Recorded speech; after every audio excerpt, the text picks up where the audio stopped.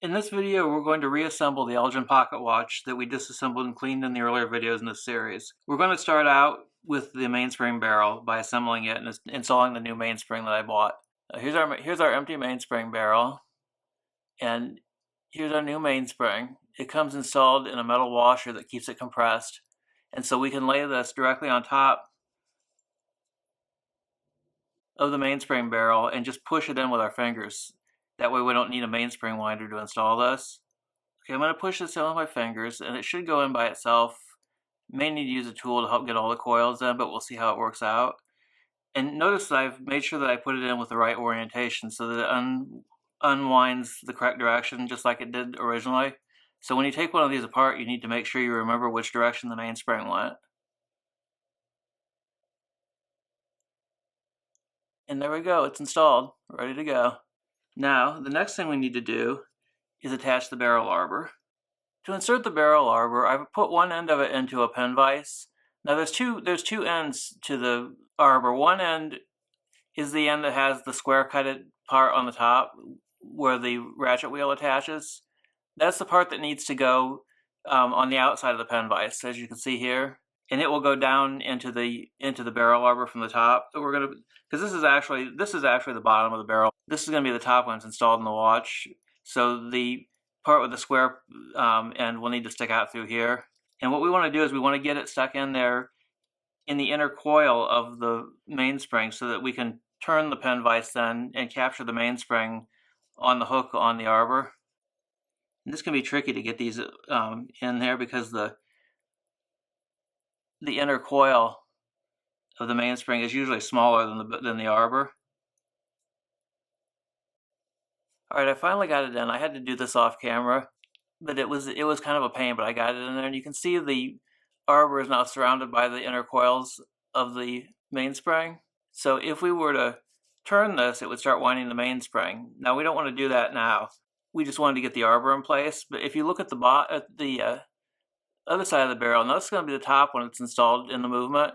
You can see the square part sticking all the way through there like it should, and it's sticking through there. I don't know if you can see it well in the video, but it is sticking out perfectly straight too. You don't want it to be crooked, or else the barrel won't close if it is. The arbor has to be straight up and down. Now we're going to loosen the pin vise and remove it from the arbor, but leave the arbor in the barrel. There we go. I was having a little trouble doing that. And there it is. The arbor is installed in the barrel. Now the next thing we're going to do is put the lid on it, and we're going to use this device here, which is a mainspring barrel closer, and we're going to set it on here. It's got a hole for the bottom of the arbor to stick through, and then we're going to take the top of the barrel and lay it on top of that. Now if the lid is on, we just push down until it snaps into place, and you just heard it snap there, so it is now on the way it should be. Checking the barrel now to make sure everything looks even. Oh, it's actually sticking up a little higher on one side than the other. There we go. Okay, now I've got it all the way in. It was sticking up just a teeny bit on one side, so I had to make sure it was snapped down all the way. Now it's ready to install in the movement. We're just about ready to reinstall the mainspring barrel, but we also need to lubricate the pivots on it first. We need to put a little bit of HP 1300, which is the thicker oil, around the top pivot and the bottom pivot, so that it'll be a little bit smoother running when it turns inside the pivots on the watch main plate and on the barrel bridge. Let's see if we can show the oiling process here. This is the top pivot here. I'm just going to put just a little bit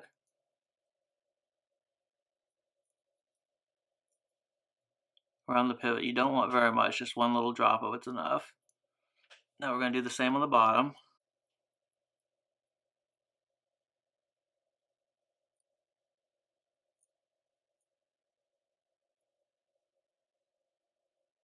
Okay, now we can just drop it into the movement. You see it wobbles a little bit because the top isn't held in place by the barrel bridge. So we will go ahead and install that next. Here's our barrel bridge, and it goes on here.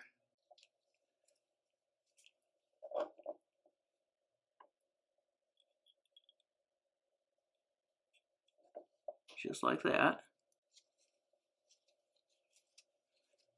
Needs to be pushed down a bit. Make sure, there it goes, it just snapped into place. And there are 3 screws that hold it in place, so we need to get those put in. I've got the barrel bridge reinstalled and all 3 screws tightened down. On many watches, the next thing we would do is put in the click and click spring, the ratchet wheel, and the crown wheel. We're not going to do that on this watch though, because the center wheel overlaps the area where the ratchet wheel goes, and the ratchet wheel goes on top of the center wheel, so the center wheel has to be put in first.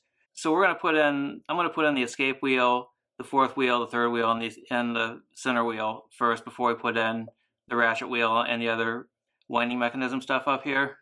I've got all the drivetrain wheels and the escape wheel installed. The next thing I need to do is install the little bridge for the escape wheel, and then after that we'll put on the bridge for the drivetrain wheels. The escape wheel bridge is back on. That went on very easily too. These pocket watch parts go back together so much easier than wristwatch parts because everything is larger. Now I'm going to put on the drivetrain bridge to hold the other wheels in place, and then we can test it and see if everything moves smoothly. And there it is, the train bridge is installed. This was incredibly easy. It just practically dropped right into place when I basically lined up the 2 screw holes for the screws to hold it in place and dropped it on, and all the pivots pretty much dropped right into their jewels. This is the easiest train bridge I've ever installed. Let's take a look at this. If you give the center wheel a little nudge here, you can see all the wheels are turning. The escape wheel is spinning fast, which it should. It should be much faster than the center wheel. Everything's working just the way it ought to. So now I'm going to put those screws in that hold the train bridge in place, and we'll be done with that part. I've reinstalled the crown wheel, and I had the ratchet wheel reinstalled and was about to put the click on when I realized that the click spring will not fit in under the ratchet wheel. I have to take the ratchet wheel off, put the click in first, and then put the ratchet wheel back. So I've got the screw taken off of it, and we're going to lift it out of there and put the click spring back in. Here's the click spring. I've got it installed in the barrel bridge. There's an upside and a downside to the spring. It's important you put it in the right way. There are 2 projections sticking up from the spring. One is shorter and one is longer. The longer one goes into the hole in the barrel bridge, and the shorter one sticks up into a hole in the click itself that we're going to lay on top of it. I've got the click installed. I just need to put the screw in to hold it in place. If you look at the little notch on one side of it, you can see a little bit of the spring sticking up through it, the little raised projection on the spring. So that's how the spring is activated. When the click pushes against that little raised portion of the spring, then it turns the spring and tensions it. Now I need to put the screw in to hold it in place, and then I'm going to reinstall the ratchet wheel, and the barrel bridge will then be completely reassembled. Alright, I've got the screw in for that, and I've reinstalled the ratchet wheel. So the entire barrel bridge is done. Our next order of business is going to be to install the pallet fork and pallet bridge, and then the balance wheel and balance cock. I've got the pallet fork and the pallet bridge installed. This one's kind of a pain to install because the jewel is on the extreme end of the bridge rather than being in the middle of it. So I had to get it lined up with the 2 pegs that were sticking out from the bottom of it and the screw hole.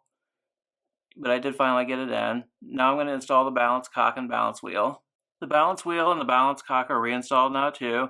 This was very easy because I don't have the upper and lower balance jewels, the one on the balance cock and the one on the bottom of the base plate, are still taken out of the movement because we had to take them out earlier to clean them since they're those 2-part jewels. This makes it a lot easier to reassemble the balance because I didn't have to try to get the balance pivots into those teeny little jewels. They instead had to go into much larger holes that accommodate the jewels when I put the jewels back in. So this will be a lot easier to reassemble that part of it too when the jewels have to go back in. And that is going to be our next step. We have to take the upper and lower jewels, and each of those is a 2-part jewel. We have to oil them and put them back together, and then drop the completed 2-part assembly into the Incablock setting on the balance cock and the one that's on the bottom of the base plate.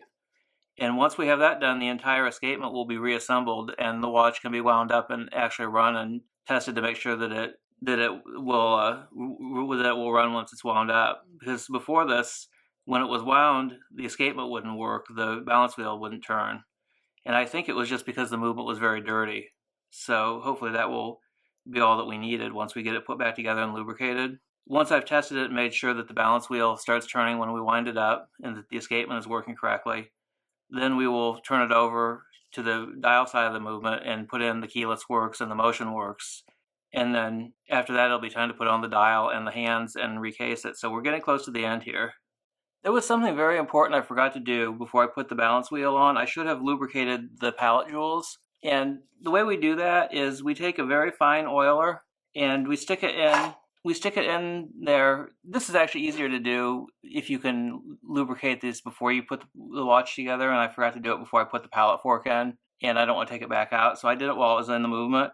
But I reached in with an oiler and touched a little bit of the oil on the slanted part at the very tip of each pallet jewel, and 9415 Mobius oil is what we use for this. It's a real thick oil that turns liquidy when it starts being run through the movement. And I put a little bit of it on each of the 2 pallet jewels, and then I wound up the mainspring a little bit so that the escapement will partially work, and then I would flip the pallet fork back and forth to advance the escape wheel several times.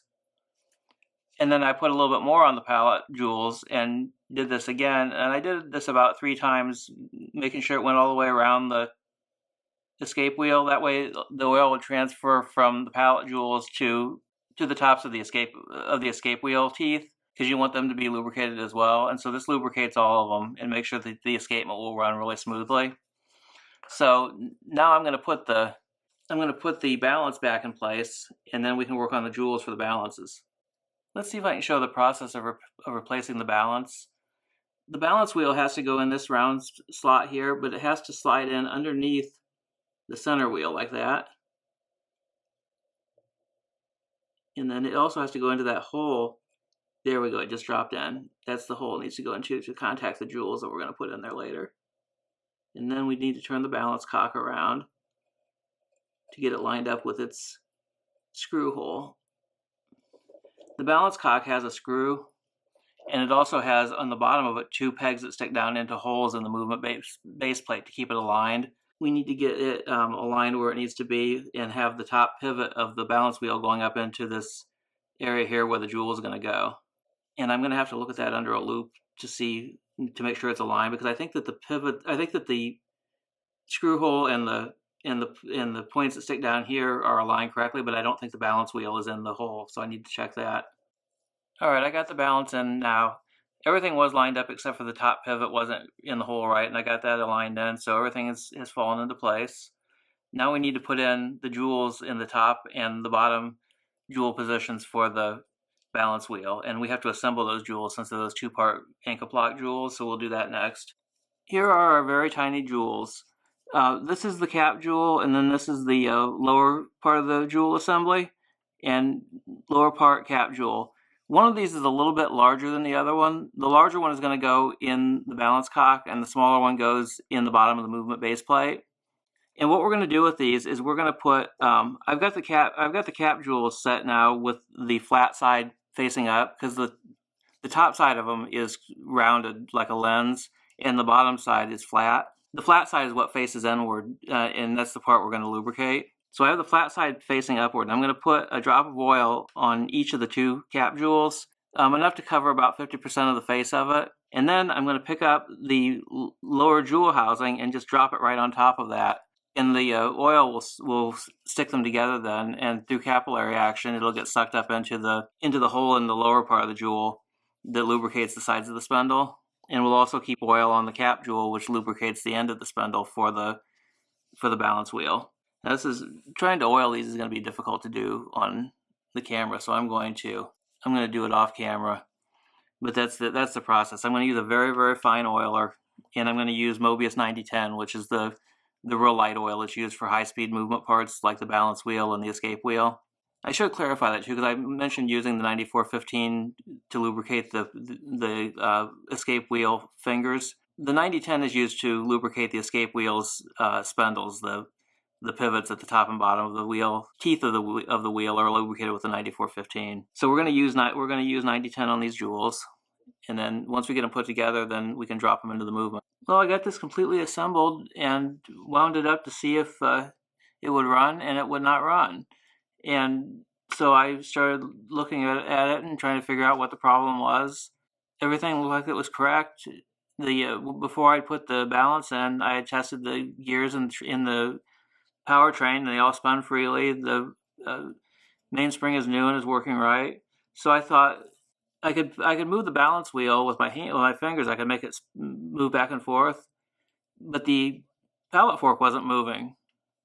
And so I started thinking what could cause that, and I thought it couldn't possibly be missing its impulse jewel, could it? So I took the balance wheel off. There's the underside of the balance wheel, and look at that, there is no impulse jewel. That's why it's not running. That's why it wouldn't run to begin with. So I'm going to have to try to find another balance wheel for this or an impulse jewel before I can fix it. Right now we're at an end of this project until I can find one of those.